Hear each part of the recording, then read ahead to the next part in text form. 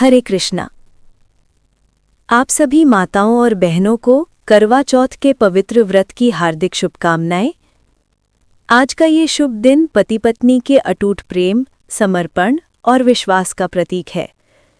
हम सब प्रार्थना करते हैं कि माँ गौरी, भगवान शिव और करवा माता की कृपा से आपके जीवन में दाम्पत्य सुख, शांति और समृद्धि का आशीर्वाद बरसे और आपके जीवन साथी की दीर्घायु हो। अब हम सभी करवा चौथ व्रत की पावन कथा सुनेंगे, क्योंकि कथा सुने बिना व्रत अधूरा माना जाता है। जो भी श्रद्धा भाव से ये कथा सुनता है, उसे व्रत का पूर्ण फल प्राप्त होता है और उसके जीवन में सौभाग्य, स्वास्थ्य और खुशियों की वृद्धि होती है। तो आइए, मन को शांत करके भक्ति भाव से हम सभी पहले गणेश भगवान का ध्यान करें और उनसे प्रार्थना करें। हे विघ्नहर्ता श्री गणेश जी, आप हमारे सभी कार्यों में मंगल प्रदान करें। आज के इस पावन करवा चौथ व्रत में सभी माताओं बहनों को अधिक श्रद्धा, शक्ति और सुखद सौभाग्य का आशीर्वाद दें। हे करवा माता, आपने संसार को ये अमूल्य व्रत प्रदान किया। आपका आशीष सदा उन सभी नारी शक्तियों पर बना रहे जो अपने परिवार और जीवन साथी के कल्याण के लिए उपवास रखती हैं। आप सभी के जीवन में सौभाग्य, समृद्धि और अखंड सुहाग का वरदान दें। हे चंद्रदेव, आप शीतलता, सौम्यता और शुद्धता के प्रतीक हैं। आपकी उज्ज्वल किरणों से ये रात्रि मंगलमय हो उठी है।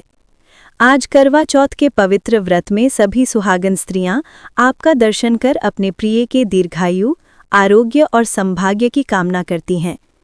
हे चंद्रदेव, आप हम सभी की आराधना स्वीकार करें। अपने अमृतमय प्रकाश से हर जीवन को शीतलता और शांति प्रदान करें। जिनकी कठिनाइयां हैं, उनकी कठिनाइयां दूर करें और हर सुहागन नारी को अखंड सौभाग्य का वरदान दें। अब हम सभी पहले गणेश भगवान की कथा का श्रवण करेंगे। एक समय की बात है, बाल रूप में गणेश भगवान पृथ्वीलोक में घूम रहे थे। उनके हाथ में चुटकी भर चावल और चम्मच में दूध था।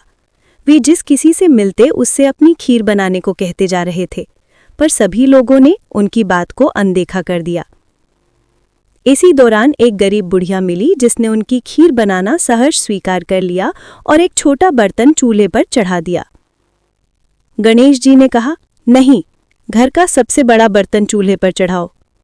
बुढ़िया ने बाल लीला समझकर घर का सबसे बड़ा भगोना चूल्हे पर चढ़ा दिया। कुछ ही देर में एक चमत्कार हुआ। गणेश जी के दिए हुए मुट्ठी भर चावल और दूध बढ़ते चले गए और देखते ही देखते पूरा भगोना खीर से भर गया। उनके जाते ही बुढ़िया के पोते पोती आए। भूख लगने पर बुढ़िया ने उन्हें वो स्वादिष्ट खीर खिला दी। खीर बनती देख रही पड़ोसन को भी बुढ़िया ने कटोरा भर कर खीर दी।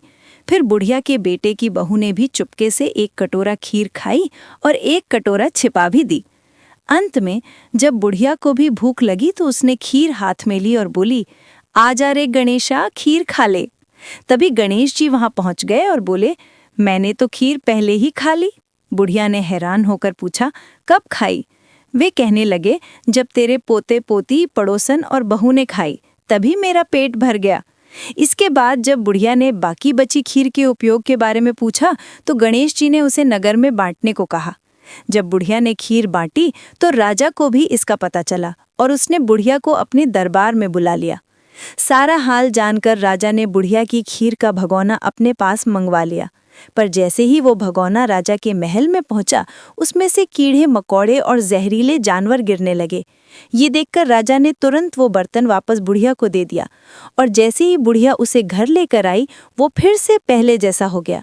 इसके बाद बुढ़िया ने फिर गणेश जी से बची हुई खीर के उपयोग के बारे में पूछा तो उन्होंने उसे झोपड़ी के एक कोने में गाड़ देने को कहा। बुढ़िया ने ऐसा ही किया और रात को सो गई। रात को गणेश जी उसकी झोपड़ी को लात मारते हुए अंतर्धान हो गए। अगले दिन जब बुढ़िया उठी तो उसे अपनी झोपड़ी महल में बदली हुई मिली और खीर के बर्तन सोने जवाहरातों से भरे मिले। गणेश जी की कृपा जानकर बुढ़िया बहुत प्रसन्न हो गई। हे गणेश जी भगवान, आपने जैसा फल उस बुढ़िया को दिया वैसा ही इस कहानी को कहते, सुनते और हुंकारा भरते सबको देना। प्रेम से बोलिए, विघ्नहर्ता भगवान गणेश जी की जय। ऐसी मान्यता है कि एक बार देव पत्नियों ने भी करवा चौथ का व्रत रखा था। एक कथा के अनुसार एक बार देवता और असुरों के बीच भयंकर युद्ध छिड़ गया। देवता अपनी पूरी शक्ति से लड़ने के बावजूद भी पराजित होने लगे। तब ब्रह्मा जी ने देवताओं की पत्नियों को करवा चौथ का व्रत रखने की सलाह दी। देवियों ने पूरे मन से उपवास रखा और भगवान से अपने पतियों की रक्षा की प्रार्थना की। इस संकल्प का ऐसा अद्भुत असर हुआ कि देवताओं को युद्ध में विजय प्राप्त हुई। ये कथा संकेत देती है कि नारी की आस्था और प्रार्थना में वो शक्ति होती है जो असंभव कार्य को भी संभव बना देती है। करवा चौथ व्रत की एक और कथा एक पतिव्रता धोबिन से जुड़ी है, जिसका नाम करवा था। वो अपने वृद्ध और निर्बल पति के साथ तुंगभद्रा नदी के किनारे एक गांव में रहती थी। एक दिन जब उसका पति नदी किनारे कपड़े धो रहा था, तभी अचानक एक मगरमच्छ आया और धोबी के पैर अपने दांतों में दबाकर उसे यमलोक की ओर ले जाने लगा। वृद्ध पति घबरा गया और जब उसे कुछ कहते नहीं बना तो वो केवल करवा करवा कहकर अपनी पत्नी को पुकारने लगा। पति की पुकार सुनकर करवा धोबिन वहां पहुंची। मगरमच्छ उसे यमलोक पहुंचाने ही वाला था।